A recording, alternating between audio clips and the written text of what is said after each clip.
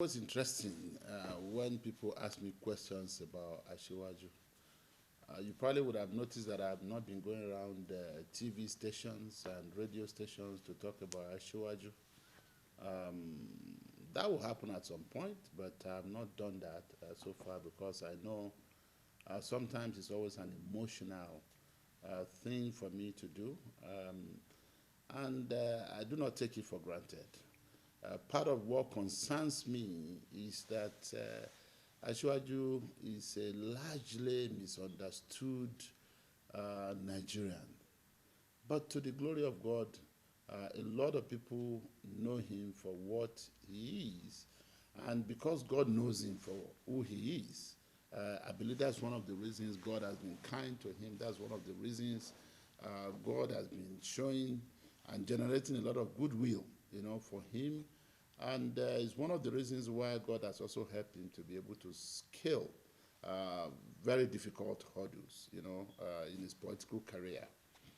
Ashiwaju is one person who has an extremely large heart, for the people, for the country, and if you want to understand how large Ashiwaju's heart is for the country, just see, how large his heart has been for Lagos and what God has used him to do in Lagos.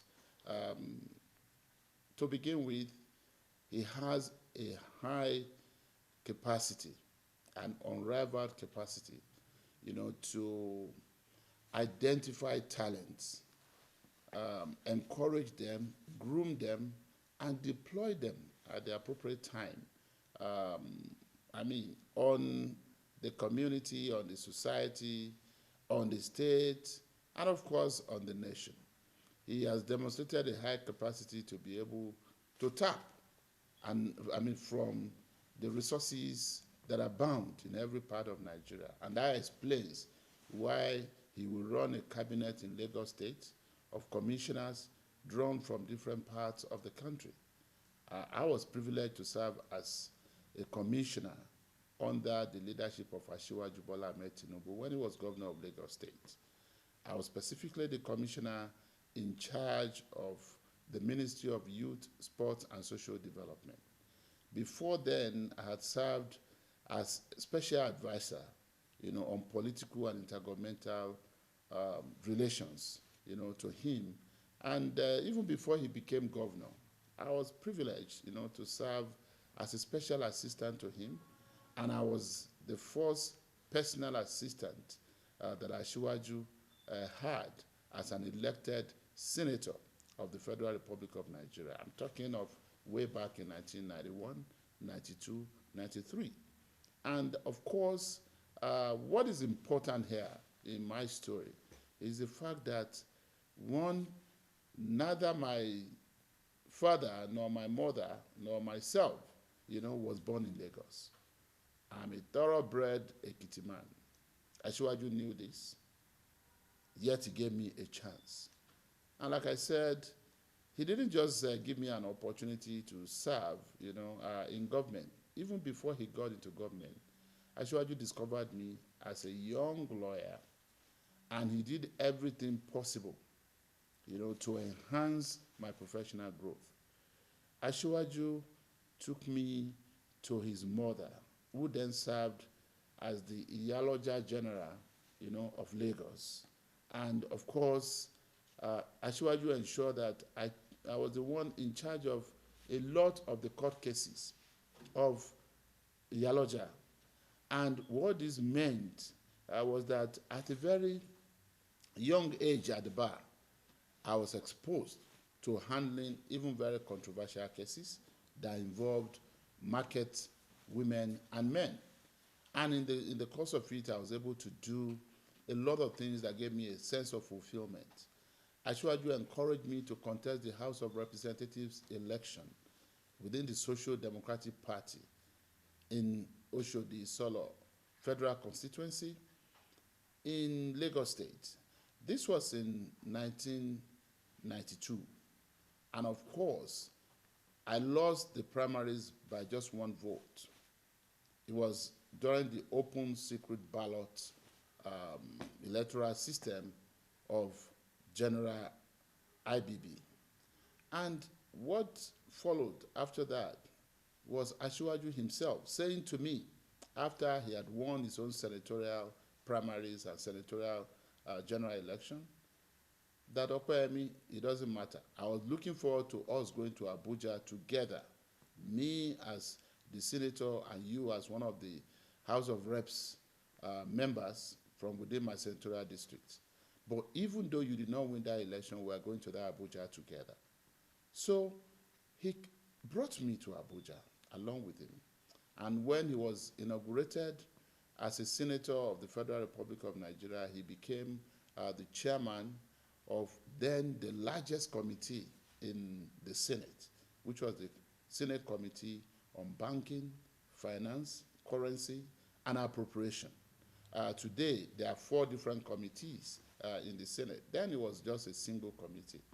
Asiwaju was in charge of so many things in the Senate, as it were. And of course, he brought me in as his personal assistant, and I became special assistant.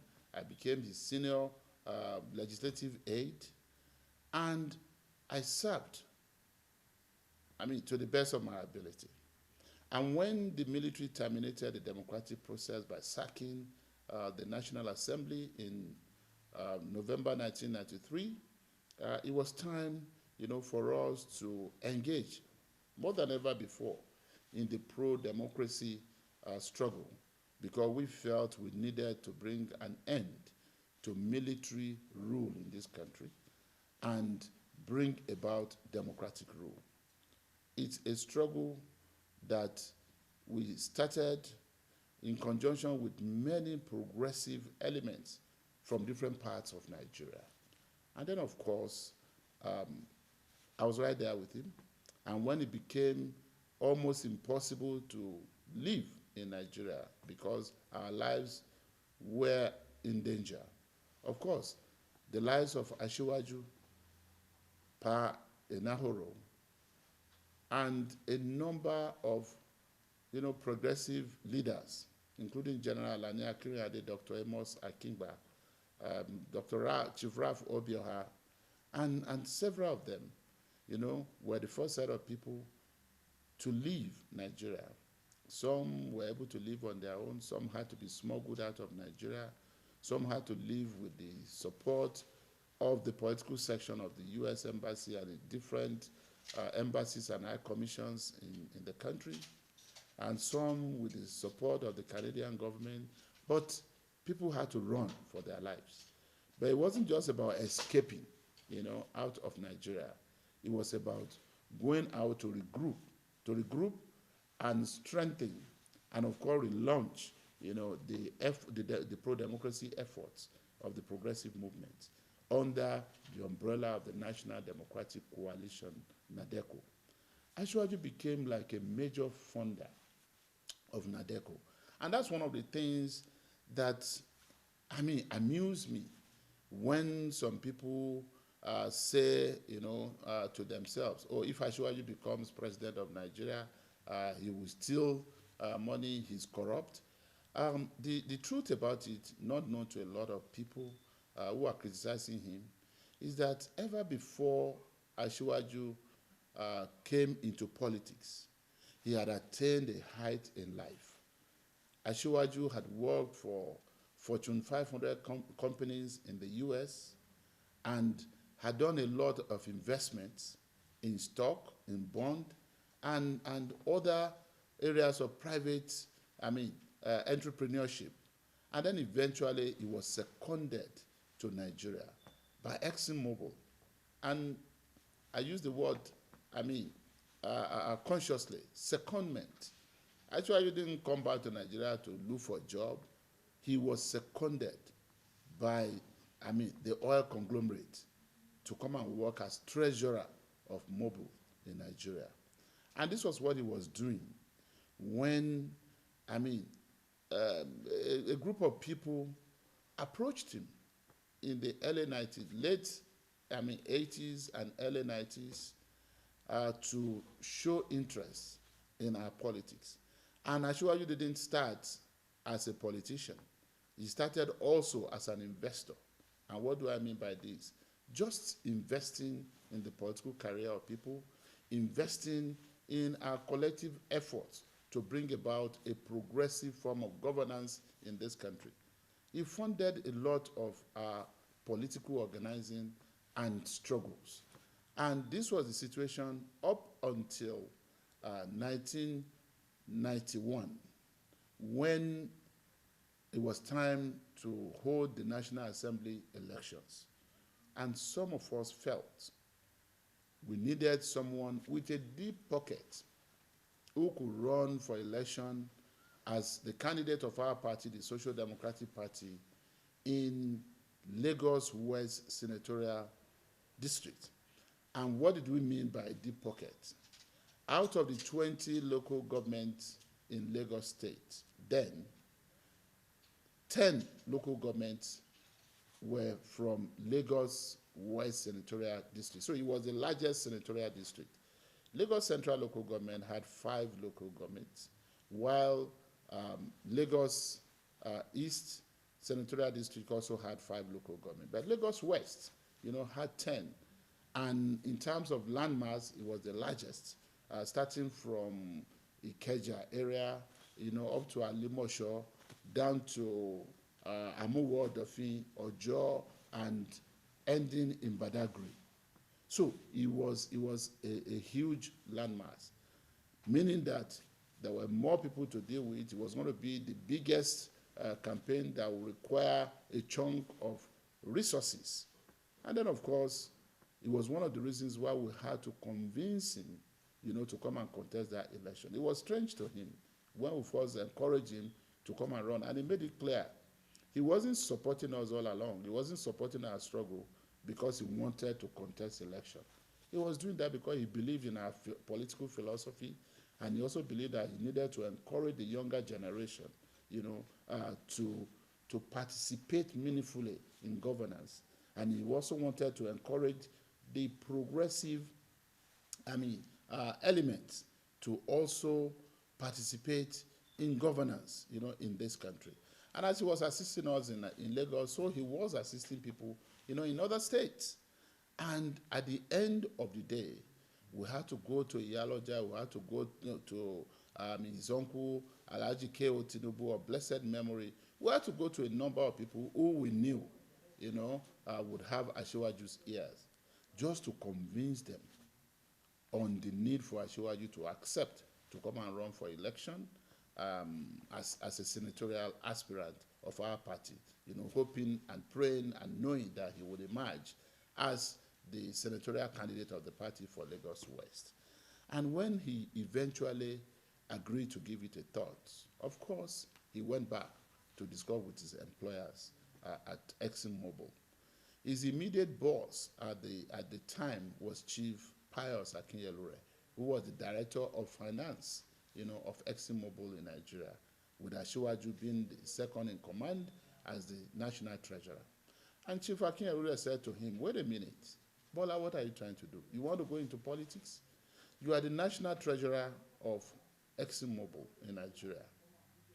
And I am almost on the verge of retiring as director of finance. And you are the next in line, and obviously the one that will take over from me as the director of finance of ExxonMobil.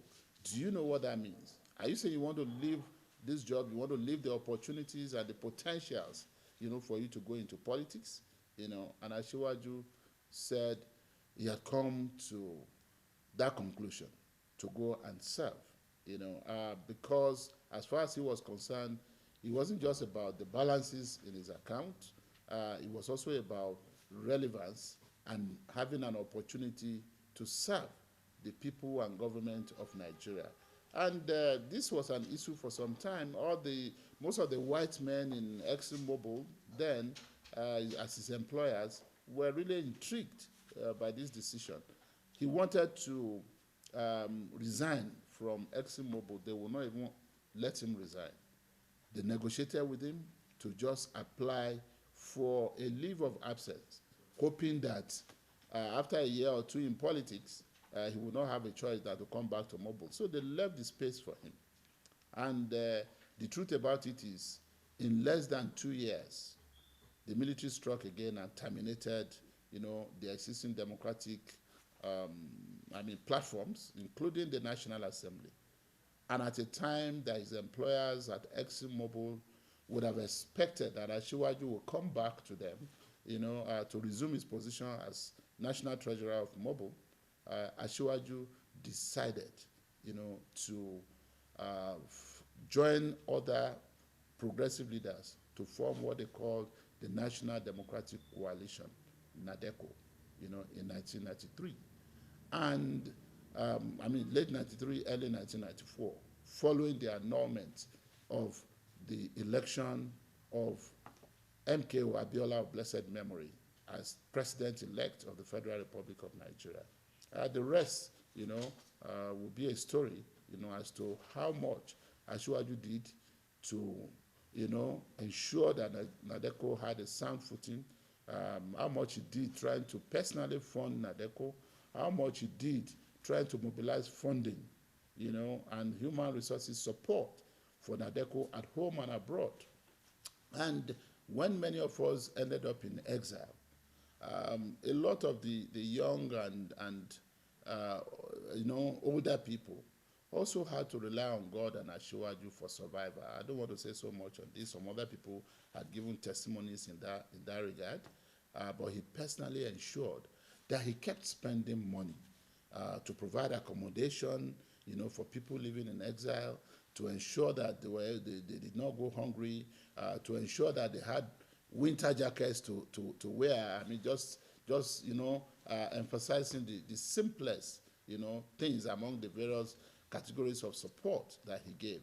And then, of course, I decided while in exile I wanted to do my master's program, and I got admitted into one of the most prestigious university, the University of New Hampshire, in Concord, New Hampshire, at Franklin Pierce Law Center, that is specialized in training lawyers in intellectual property law, to be able to properly understand the practice of, an emerging international law in patent, trademark, and copyright. And of course, Asiwaju encouraged me. He paid for my master's program. And this was at a time he was living in exile. This was at a time that many people didn't have anything to look forward to. He wasn't contesting an election. He wasn't doing that so that I would support his electoral aspiration. Nobody was even sure of when we'll be able to come back to Nigeria. All that we were focused on was, the liberation of our land, from the shackles and tentacles of military dictatorship at the time. And then, of course, I graduated, with my LLM degree, and I decided again to prepare for the New York bar examination because I wanted to be licensed yet again as a lawyer in the U.S. And Asiwaju encouraged me also to move to New York and study for the bar exam. I took the New York bar exam, I passed it, and I got what looked like a dream job with the University of Harvard Law School, Immigration and Refugee Clinic in Boston, in the state of Massachusetts. And that was where I was doing. And our program at Harvard Immigration Clinic was to provide legal services, for members of the migrant community and low-income people who could not afford to hire private attorneys, and then, of course, actually gave me all the support to be able to do this. And beyond that, Asiwaju also turned my office to a kind of, rallying point to many people who are in the U.S. Looking for political asylum and trying to perfect their refugee status. And I was there mobilizing the Harvard community, to seek, and obtain asylum status for a lot of people from Nigeria, including some of our leaders and their families. And I did all of these for an appreciable, amount of time and to an appreciable level. And when Asiwaju again decided in 1998, following the death of General Abacha and the announcement of a new political transition program by General Abdul Salam Abubakar, who then was the new head of state, to return Nigeria to civilian, to democratic rule, let me put it that way. Asiwaju decided he was coming back home to contest election. And I know he didn't just take this decision. They called a meeting of all of us in Washington, D.C. to decide what should be our approach, our attitude to the new administration. Of course, it was a new administration, so to say, but it was still a military regime. And we were not excited about that. Many of us would feel that, it was not yet Uhuru. We should keep organizing, until we had a democratic transition. And Asiwaju said, wait a minute, yes, you continue to organize, you continue to struggle. But now the new military regime is saying they are ready. We have to be on ground to participate. Again, to cut the story short, Asiwaju decided to come back home to contest election. His initial intention was to contest the of the military regime under General Abubakar Abdul Salam to organize a transition program, but it has happened. Now, I need you to come home with me to work with me. And of course, again, it was that invitation that led to my coming back to Nigeria in the year 2000 to join Asiwaju. And from the moment, I came back, I got back to Lagos, it was obvious that Asiwaju appreciated loyalty, appreciated friendship, appreciated, mentoring and mentorship, and he wasn't going to give up on any of the promises he made, to give me a platform to be able to also serve the government and people of Lagos State. And for the 7.5 years, that was left in his 2 terms, I was extremely relevant. I started as special advisor on political and intergovernmental relations during his first term, and his second term, he appointed me as the Honorable Commissioner for Youth, Sports and Social Development. And then, under Governor Fashola, who then had served as Chief of Staff, and upon Asiwaju's exit, he had assumed office as the new governor. I was also appointed as the Honorable Commissioner for Information and Strategy. So altogether, I served for 11.5 years in the cabinet of Lagos State, without having come from Lagos State. So what was important to Asiwaju was not the geography of where I came from. It was not my religion. It was not, we were not of the same religious faith. He's a Muslim while I'm a Christian, but that was not a barrier. And that was his situation and the story with many of the people that we served together in the cabinet, where I was privileged to serve as commissioner under Asiwaju Tinubu. Like I said, I'm from Ekiti. We had another person from Ekiti, my big brother, Mr. Dele Alake, who then was the Honorable Commissioner for Information and Strategy under Asiwaju's watch. And then from Ogun State, we had the likes of Mr. Wale Edun, who was the Commissioner for Finance. We had our respected Professor Yemi Osinbajo, who was the Honorable Commissioner for Finance and Honorable Commissioner for Justice and Attorney General, and today, by God's grace, the Vice President of the Federal Republic of Nigeria. They were all from outside of Lagos State. If a place of origin was to be a consideration, we would not even be in that cabinet. And then, of course, a ministry as sensitive as the Ministry of Works, and rural development, infrastructural development was headed by another person who is from outside of Lagos, Honorable Rauf Aregbesola. Engineer Aregbesola is from Osun, and he later became governor, in Osun State, and today is serving as Honorable Minister of Interior of the Federal Republic of Nigeria. And then we'll have Mr. Bayo Adewusi from Oyo State. We have Chief Femi Lanley who is a popular chief in Ibadan. I mean, also from Oyo State. We have, Mr. Ben Akabueze as the commissioner in charge of budget and economic planning for Lagos State. Ben Akabueze is from Anambra State, not even from any part of Yoruba land. And of course, he wasn't a Muslim. He was not only a Christian. As of that time, he was a pastor at the Redeemed Christian Church of God. And today, he remains a senior pastor. And currently, Mr. Ben Akabueze is the DG of the Budget Office of the Federation. We had Mr. Lai Muhammad in that cabinet. He started as chief of staff, and today he's the Honorable Minister of Information and National Orientation for the Federal Republic of Nigeria. He's not from Lagos, he's from Kwara State. So that was our story.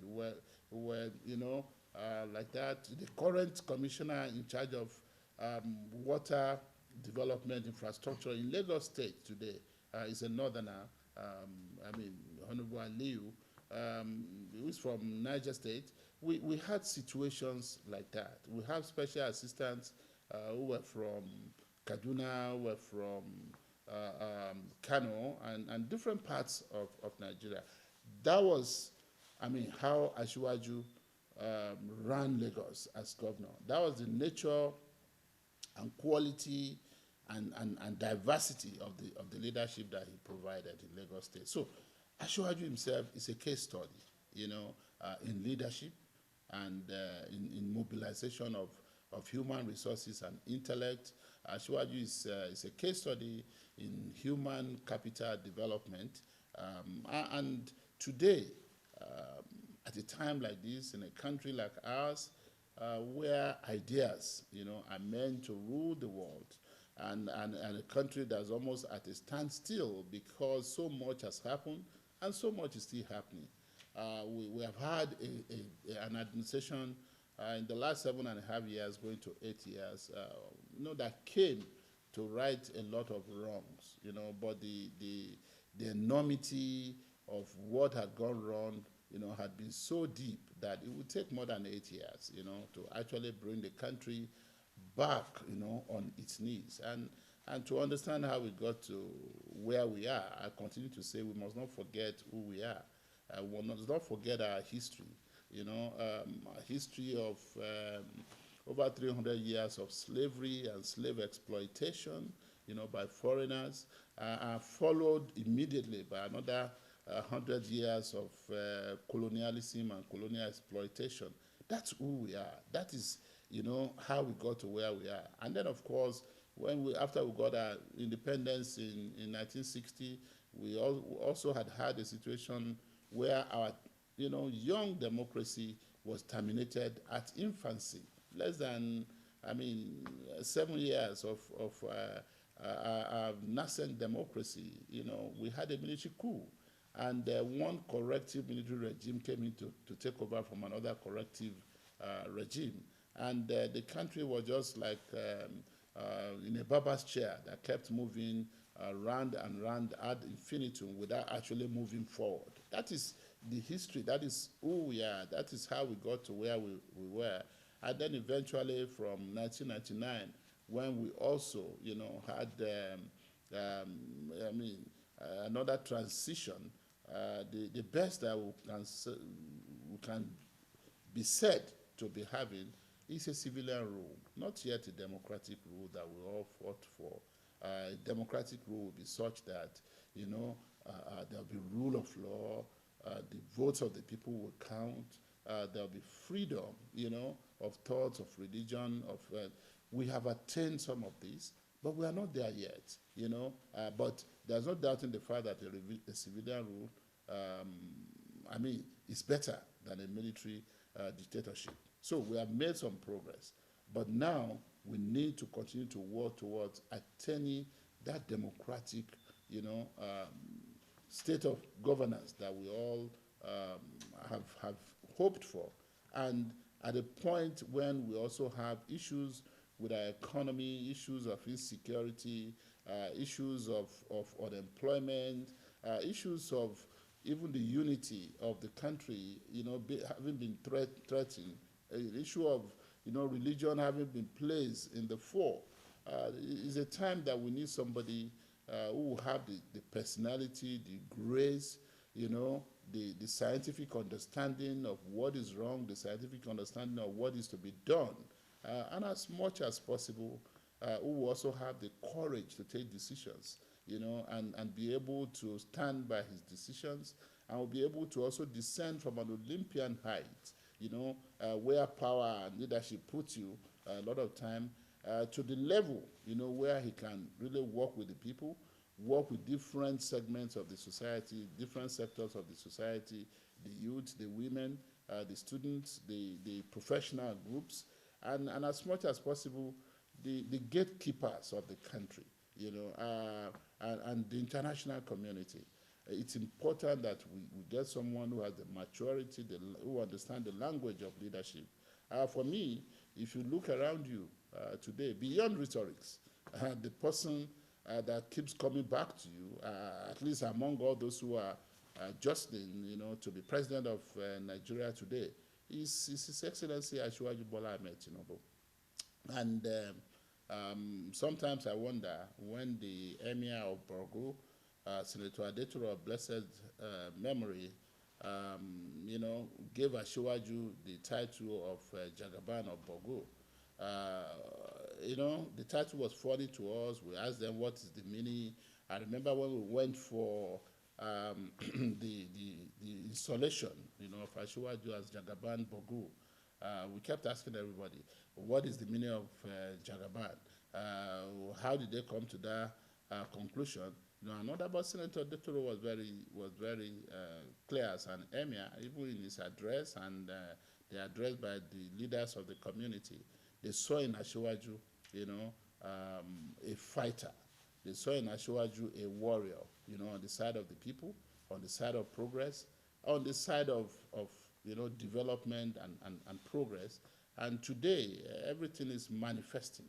And when the late Oba of Lagos then also made him Asiwaju of Lagos, again, it was obvious to everyone that he was a leader. Before becoming Asiwaju of Lagos, when he was a senator, he had been installed as the Akinrogun of Lagos. When you see also Akinrogun, and you combine that with the title of Jagaban, they basically mean the same thing. And it's not enough that he has seen battles. What is important and instructive is that he does not run away from battles. And it's not battles of guns and arrows, it's battles of ideas, it's battles of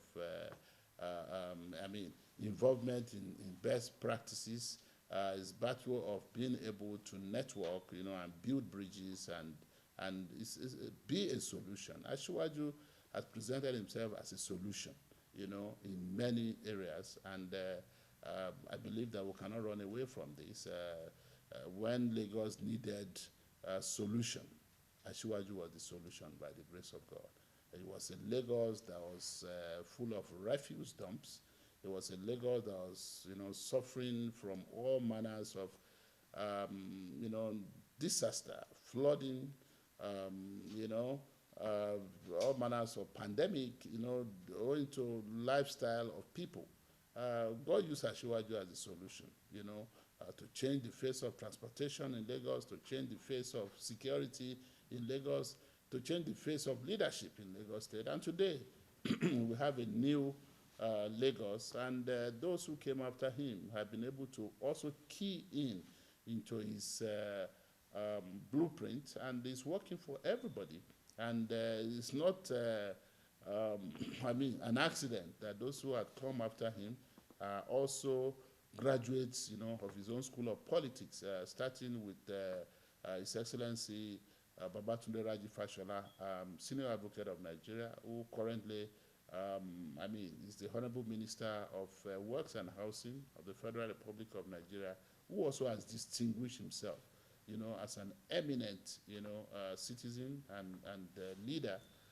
But of course, after him, came Mr. Ambode, who also did his own bit and did well. Staying on top of the blueprint that was running in Lagos State. And after that, today we have Mr. Baba Jide Sanwo-Olu, who definitely is doing very well and also being consistent in trying to implement, the development agenda. That God used Asiwaju to put together for Lagos. So, the same way you talk of, people that God used to change the face of their communities and their generations. I think it's the same way that you talk of somebody like Asiwaju. If you want to see how God has used, personalities to change the face of their community, just think of, how Singapore, came to be, to transform from the third world to the first world, and see, the role played, by the leader who is celebrated across the country today. See the way God used, a particular leader to transform the life of China, and see what is happening there today. So it's also normal to say Asiwaju is the architect of the new Lagos. And he said this, some people don't want to hear that, but nobody is saying without Asiwaju there will not be Lagos. Lagos there was before Asiwaju was even born. And when Asiwaju is grown up, when he's old and gone to meet with his creator, Lagos will still be there. But what is important is that, God has used him to create such an impact that no one can deny. God has used him to change the face of Lagos. It's a new face of Lagos. And we'll be playing the ostrich if you pretend not to know how the new Lagos came about and how God used Asiwaju. And today, it's no longer just about Lagos, it's now about the Federal Republic of Nigeria, a part of which, is Lagos. The nation is waiting, for intervention, and I have no doubt that by the grace of God, Asiwaju will be a solution yet again, in Nigeria, the same way he had been in Lagos. And Asiwaju will also have a bigger opportunity to identify more talents across the country and deploy them, on the development of our country. We look forward to that. So I look forward to 2023, with a lot of excitement, because I know that definitely the new Nigeria that we have all been looking for and that we have been working towards, and I know the current administration has worked so hard, to attain, Asiwaju will be here to consolidate, on the efforts of the current administration by making sure that, one, flowing from what has been done in the last 8 years of the President Buhari administration, that Asiwaju is able to hit the ground running, and provide the much-needed leadership in the area of our economy, our polity, our security desires, and are moving truly to the next level in ensuring that we are not left behind by the international community.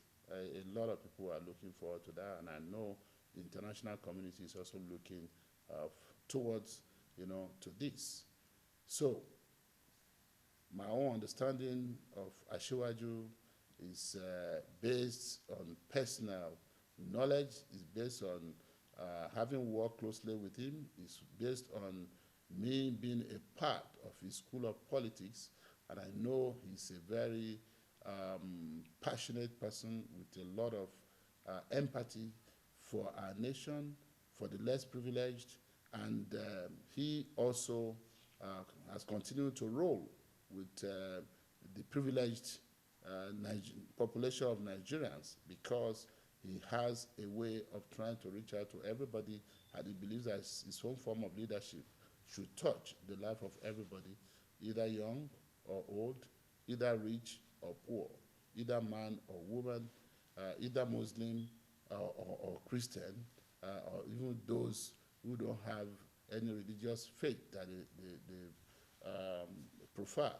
So these are, issues that will need to be canvassed, at the fullness of time.